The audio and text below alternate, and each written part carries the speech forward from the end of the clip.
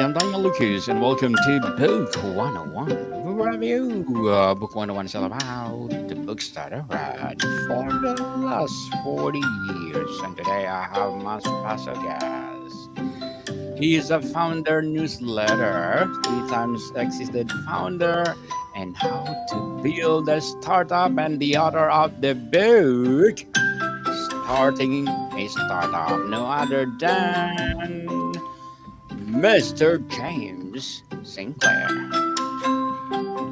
Thanks so much, Daniel. Welcome to Book 101, Mr. James. And can you please introduce more about yourself? Yeah, thanks, Daniel. I'm James Sinclair, based in Los Angeles. I have built and sold a couple of startups across gaming, infrastructure, B2B SaaS. I've led innovation at projects at companies like SAP, Google, Nike. And really now I spend my time in the trenches with first-time founders, helping them turn their ideas into actual paying customers. Each week I have a founder newsletter that goes out to 140,000 founders around the world, just focused on asking some fair questions about their startup. Fair questions, indeed. And thank you so much for sharing your knowledge and wisdom to the world. And today, let's talk about starting a startup. What's the number one misconception about the startups that you wanted to debunk in this book? I think there's two misconceptions. Number one is if you build something great, people will just turn up and start paying you for it. That is not true. If you build it, no one is coming. And the second is that is the amount of work it takes to build something great. And this misunderstanding that it's going to be this easy ride, and it's not, and it never is. And ultimately, if you want to build something fantastic, there's really only one secret, which is, or there's only one whole playbook, which is build a winning team, create something people want and are willing to pay for, do it fast, and keep it lean. And that's it. That's the whole playbook. Everything else are just steps inside of that playbook. How do you define building something people want in a way that's different from generic advice? Yeah, I mean, everyone has ideas of things they want, right? So things they want. Oh, wouldn't it be great, every night, my wife and I, my kids, where should we eat? Where should we eat? We should just build an app that helps us decide. Or we have these experiences where we think we should just build something to solve the problem. And a lot of great founders find a problem that they solve, and they solve it really well. But the trouble is, are you solving something that's so painful people are willing to pay to solve it? It's annoying for me to go to the gas station and fill up my gas in my car. Sure, but I'm not willing to pay some significant premium to remove that pain. So when you talk about what people want and will pay for, it's not only solving a problem that exists, but a problem that's so painful that people will pay you money for it. And money doesn't have to be cash. Money can be time, can be some other transaction, but usually is cash. You emphasize validation. What is your framework for testing if an idea is truly needed versus just a cool? Yeah, getting in traffic. That's it. Go speak to people. Go speak to people who have this problem. Go understand how they are currently solving this problem. Are they currently solving this problem? Are they paying to solve this problem through, buying 5 other tools or buying some other tool? Or are they just living with this problem? Is this problem costing them money? And so really it's go out and speak to people, go out to speak to prospects. And the response you're not looking for is like, oh, that seems like a good idea, high five. You're looking to build up an army of people so that by the time you launch, they are waiting for your product. So that by the time you launch, they are knocking on your door, asking you to hurry up. Because in this market where it's so easy to build products and coding is commoditized with all of these amazing AI tools, the winner is distribution. And distribution is having an army of people standing outside your store when you have your grand opening. Let's talk about the behind the scenes and motivation. What personal startup failure or aha moment inspired you to write this book? The aha moment was actually quite clear. There is a lot of predatory and bad advice for founders that's all based around fundraising. If you want to have a startup, you have to go fundraise. You have to get angel investment. The first thing you should do is build your pitch deck and get money. And I just don't believe that to be true.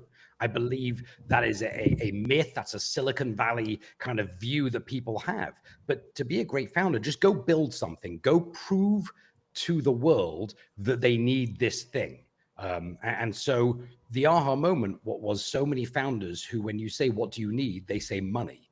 And actually, when you go through the conversation with them, what they need is clarity of their idea, clarity of their problem, clarity of their solution.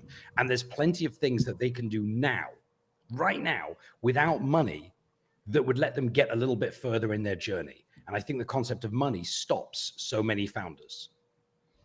Definitely, we need billions of money, people. What's where a surprising lesson from your own startup journey that made into the book?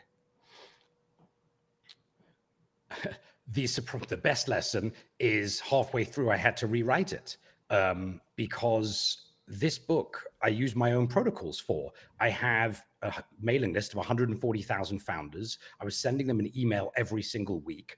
And it was very clear what emails were resonating, how they like to receive advice, how they like to hear feedback, what they want to be questioned on. And as I was writing this book, I realized that my market was telling me very clearly, actually, this is how we like to receive information. And so halfway through of me building up this big audience so that by the time I release, I have people who want to buy it, I realized I actually had to rewrite it. And that was good news. I would rather find out from my market that I need to make an adjustment or a change or I'm doing something wrong as early as humanly possible, right? Otherwise, I would have written this whole thing and it would have been not as great as it could have been or should have been. And so I was able to kind of listen to the signals of my own mailing list, which is why I started a newsletter. I wanted to build up an audience so that when I released a book, there were a line of people who kind of gave a shit. Did any famous startups influence your approach? Why you disagree with? Or who do you disagree with? I don't actually disagree or agree because I think when you look at famous founders and their stories, it's like a broken mirror. It's missing the trauma. It's missing some of the realities. It's missing the luck that happened in between. So I love hearing those stories. I love hearing the Airbnb story. Probably the one that I love the most is Brian Chesky from Airbnb, who says he went out to raise money and 99 people said no. He was asking for, I think the number is like $150,000 for like 10% of his company, which is ridiculous now. But everyone said no. And the 100th person said yes. And I think that's just a testament to a founder resilience and a founder just making it happen. So I love what Brian Chesky has talked about. I love how open and honest he is about his process. I also love this kind of new wave of founders who are building in public, who are on TikTok, on LinkedIn, telling you exactly what they're doing minute by minute without pretending it's all fantastic, without pretending that life is a beach. No, a lot of the work for founders is just boring. So there's a lot of new founders that I'm watching online that I just love watching because I love watching their story and how they're going about it and how they're engaging their audience. Let's talk about the practical advice for founders, Mr. James. What's the most counter initiative tactic you recommend for early stage startups? Yeah, I think for me, or my framework, or the way I've been thinking about it, is you have to earn the right to take each step forward. And most founders are trying to race towards success. And actually, at the very beginning, when your odds of success are very low, I actually think you have to turn around and methodically walk backwards from failure one small step at a time. I think at the beginning, you're just trying to take these small incremental steps away from failure through reasonable questions and reasonable work. And at some point, the wind blows and changes your direction towards success. But I think most founders start with kind of like, I'm trying to hit this success. I'm trying to hit the moonshot or the North Star. And I love that. But at the very beginning, when your odds are so low and so stacked against you, Let's mitigate the things that almost guarantee you fail. Let's focus on those. And then we can talk about how you reach for the moon and achieve success. Mr. James, how do you balance visions with practicality? Yeah, I mean, it's called RTB versus ITB, run the business versus invest in the business. And by day, you have to dig the trenches and do the work and make stuff happen. But you have to balance also coming up above the trenches and making sure you're going in the right direction. So you always have to be working on your medium and long-term playbook. You have to make sure that everything you're doing now is leading to where you think you want to be. Vision is critical because vision is what keeps you excited while you're doing all of the shitty work. Vision's what keeps you excited when no one's emailing you, when no customers are interested, when everyone says no. Vision is the dopamine that keeps you going because you understand the bigger purpose or the bigger thing you're working for. And it's important to do both. Ultimately, run the business, work on the business and achieve your short-term goals, but stay somewhat aligned, but flexible with where you think you want to go and where you think this should take you. What's a common early mistake founders make when taking to a potential customers? Well, when they speak to their customers, the greatest mistake every founder makes, including myself at the very beginning, is they get on a 30-minute call and they spend 29 minutes talking about the features. And they don't spend any time asking the questions. What are you doing now? What are the challenges? How are those challenges working for you? I think a lot of early founders just want to show their software. Let me show you what it does. Let me show you all the clicks. Let me show you one more thing. When instead, I think when it comes to sales and specifically kind of the larger sales, founders would benefit from spending more time listening to their customers. Because if you listen, they'll tell you what they need. They'll tell you their problem. And so listening and asking questions is probably the most undervalued trait a founder has to learn very, very quickly. But it's hard. You just want to show people the creation you just made. And I understand that. Yes, people, listen, listen, listen for sure. How do you prioritize features when resources are tight? Yeah, people call that the MVP or the minimum viable product, or they have a lot of views of what they want to call it. But ultimately, every feature has to have an outcome assigned to it. If I build this feature, what do I expect to happen? Do I expect more users to convert from my landing page? Do I expect more existing users to stay and not churn? And so I think when you're thinking about the kind of features, every founder turns into a feature factory. We just need more stuff, more things. And they have this backlog of hundreds of items because they think they need them. And sometimes they're right. But I think at the very beginning, really, you want to isolate around features that are core to completing the transaction. What does your software do? And let's build the features that ensure more people achieve the outcome. That's it. Everything else you can then associate with, is this a go-to-market feature? Is this a conversion? Is this a,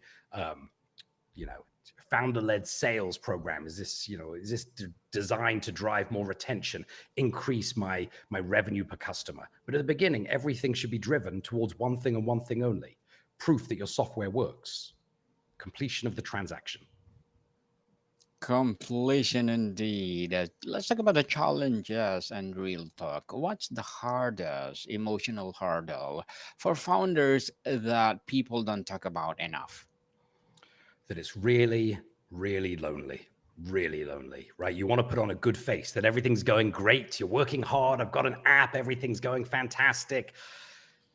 And it's probably not, right? There's a lot of time where you are questioning yourself, whether you are delusional, whether you were stupid to start this journey, whether you did everything wrong, whether you made all these mistakes, whether you should quit. What if you had just stayed at your job? And it becomes really lonely because who do you trust to talk through these challenges? Which is why so many people like to have a co-founder, because a co-founder lets you have someone you can engage with about the challenges that you have. So I think number one is people don't talk enough about the kind of the mental health and the physical health strain it goes on being a high performing founder, high performing being the key word. And the second is you suddenly are required to make these very clear statements of who you are and what you believe and what you're going to work on. Right? So everything is testing your ethics and testing your boundaries. The product's not quite ready. It's got bugs. Should we release it now? Most founders will say, no, I don't want to release it. It's got bugs. How can I take people's money when it doesn't work perfectly? But you have to. You have to release now. You have to get it into the market. And so this journey, especially for first-time founders, it is how do you deal with kind of the loneliness of this solo journey, which many founders are, and the second is how do you work out what is good for you as a founder? What does it mean to be good to your customer? What does it mean to have empathy for your customer? What's right? And what lines are you crossing or coming close to? Mr. James, as an author, as a founder too, what are your short-term and long-term goals? This is it. This is the goals that I want to do. I want to empower first-time founders to have everything they need to succeed. I give all of my content away for free. It's all on my website, startuptoscaleup.com, all my playbooks, all my frameworks, all of my writings, all of it. The book is if you would just like to go a couple of clicks down, if you would like to see it all in one cohesive story. But really, this is my short and long-term goal, to help first-time founders build products people want, and to have the support that I kind of wish I had going through my journey myself. Well, good luck to your goals, Mr. James, and looking forward for more success and more empowering books for founders or entrepreneur. And can you give a piece of advice for those people out there who want to be a founder, an author, or well, entrepreneur? If if you have an opportunity and you are given the opportunity, whatever that might mean, to go do a thing that you want to do it. Run into it. Look, being a founder, being an entrepreneur isn't for everybody, but there's only one way to find out. And you can read a million baby books, but the only way to know how to be a good parent is to have a baby, right? The only way to be a great entrepreneur is to start a company. And there are so many people out there that have said to themselves, oh, I would like to start this. I would like to do this. Start the journey, but starting the journey doesn't mean investing money and writing code and doing stuff. It just means evaluating one core question. Does anyone give a shit about this problem? And do they care enough that they'll pay for a solution? And that's the first thing you get to work out. And you need no code, no website, no money to answer that very structural question. Thank you for that advice, Mr. James. And can you please recommend a book or books that influence your journey? Oh, Blitzscaling was probably the first book I read by Reid Hoffman, Yes. which I loved and reframed a lot. And I don't agree with everything, right? I don't agree with every view in there. But the point of these business books isn't to agree with everything. It's to help you learn. It's to help you think. It's to help you critically think. So when you think about reading these books of our heroes, of our authors, of all of these people, you don't read it to copy their journey. You read it to help you think about thinking, because that's what makes you a great founder, how you can think, process, and make decisions. Very well said, Mr. James. Beautifully, beautifully articulated. How would your book be different if you wrote in 10 years ago versus today? Well, probably would have been a lot more toxic, because a lot of the traits that I thought you had to have, I somewhat disagree with now. I also think 10 years ago, I was in let me show you how it's done era, do it my way era.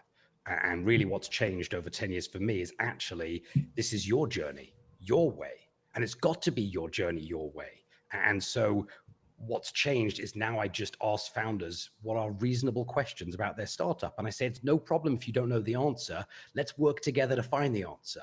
But you should be able to answer these questions. You should be able to think about these topics. You should be able to speak to me coherently about your vision and your goals and what the transaction is and what metric moves and all of those things. I think 10 years ago, I was in my I know everything era, and now I'm in the I know nothing era. But I have some questions that I would like to ask you. Yes, I like that. What's question you wish more people ask you about the book itself? I think, what question would I like people to ask me about the book? Which is, am I happy with it? And and the reason why I think that's a great question is because it serves kind of the founder journey. I did everything based on the book. I've built an audience. I have 140,000 founders. I've written frameworks and playbooks. So I've worked out that my market wants this. I've worked out they'll pay for it. I know what the price point is. I've done everything I've said. And yet still, I feel like I'm releasing early because I just did the audio book where I read the whole book to myself. And at least a million times, I was like, Yes. oh, I wish I'd said that differently. Oh, I got to add something here. And that's the reality. It's never done. It's never, ever True. done. Doesn't matter what you do. But at some point, you have to say, it is done enough that I have to release to the market and I have to be ready for what the market says to me. And if the market demands it, I'll release a version 2. Yes, definitely. And what's trend in startups today that you think is overhyped or underrated? I don't think there's any, actually, because the market needs ambitious, amazing, stupid, silly, fantastic. You need everything, right? You need all of these great ideas and terrible ideas because through it all, like the great ones lift. And sometimes the things that start off silly turn into something fantastic. The things that start off as a toy turn into something great. So I think when we think about the overhyped stuff, sure, we could be easy. AI. If you can find something that people want and will pay for, it doesn't have to be $1 billion business. It just needs some, for some people, it might just be some side income. But if you can do that, do it. Right? So what is overhyped? Thinking you can just build and release something and people will give a shit. Overhyped is believing that distribution is a right, not a privilege. If someone ignores all your advice except one thing, what should they remember? They ignore all my advice except one thing. That's pretty much it's my household right now. Um, it's speak to people, speak to people, speak to people, speak to people. Like if there's one thing that you can absolutely do that costs no money, that just takes effort and time and thinking about what that means, it's get in traffic, get in the arena, whatever the right phrase you want to use, right? There is never anything detrimental that comes from gaining more knowledge from the market, period. Now, at some point you have to stop taking in new knowledge and start making decisions and start doing things. And when you take in knowledge, you don't have to believe it's all 100% true. Again, like the books, knowledge is an opinion coming into you. You're going to process that and digest it how you want to because it's your journey. How you want to, for sure. What's one thing you hope readers do immediately after finishing the book? Send me an email. Send me an email. Tell me what you loved, what you hated, what you're doing, what you're not doing, whether it delivered value, whether it didn't. So I think I'm fishing for feedback, but I want that. And I put my email inside of the book that says, if you got this far, email me. And, again, with my newsletter, I get hundreds, sometimes thousands of replies, depending on how aggressive my email is each week. And I try to respond to all of them because founders need to know that they're not alone and that people give a shit and want them to succeed. And it's tough. And so that's the point of kind of this book, of my content, of my newsletter, of my frameworks. It's fucking tough out there. And we understand that. So maybe my words provide you a little bit more dopamine to keep on running. Mr. James, before we wrap up our discussion for today, I'm inviting you to please do listen to my other podcast, people. My other podcast, because my abstract essay is already in fifth season, abstract poetry in second season, and my book 101 review in fifth season too. Comedy 101 in second season, and my food 101 in fifth season as well. Geography 101 in fourth season, and my baby podcast Law 101 and Mental Health 101. Love Letters in third season, and Movie 101 review and Music 101 in fourth season, and Science 101 and Sex 101 in its first season. Please listen to them wherever you listen your podcast. So, Mr. James, what's next for you? Is it another book, a startup, or something unexpected? I don't know. and it's okay to have that answer. I don't know. I'm enjoying what I'm doing now. I'm enjoying my newsletter. I'm enjoying the book. I'm enjoying my founders I consult with. Um, and if something comes, great. And that's the point of being a founder, being open, being able to listen. And I think that's the point you've made about the books and about the advice and about the stuff. It's just about hearing signals. So when the idea or something comes along that could be exciting, you're ready and prepared to take it. Who did you write this book for? The first time founders, side hustle, or specific industry? First-time entrepreneurs, and that's everything from the people kind of just getting out of college, but it's also for the PhD students going into the startup world. It's for the people leaving consulting. It's for the executives. All of these people who have gone anywhere through life thinking, you know what, I've always wanted to do this. Great, go do it. So it's meant for first-time founders, but not first-time entrepreneurs. There's plenty of corporate executives, PhDs, academics. Who are extraordinary entrepreneurs, and now they're saying, I want to commercialize. I want to do my own thing. I want to be my own CEO. I want to be number one. And so this book is really for everyone who's decided to take that first step. Yes, I want to be number one on the Apple chart. Book 101 review. Mr. James Sinclair, thank you so much for sharing your knowledge and wisdom to the world. So, can you please invite our listeners to support your advocacy, your projects, or your book itself? Yeah, I'd love you to go to Starting a Startup and sign up for my weekly newsletter. When you get it, let me know if you like it. Let me know if you hate it. Let me know what you think. I love feedback, always. Yes, indeed. Yes, people, let's support Mr. James Sinclair because if you support him, for sure, more and more and more empowering books to come, more and more empowering advocacy to come. So, Mr. James, thank you so much for your time. Thanks, Daniel. More to come, people. See you soon.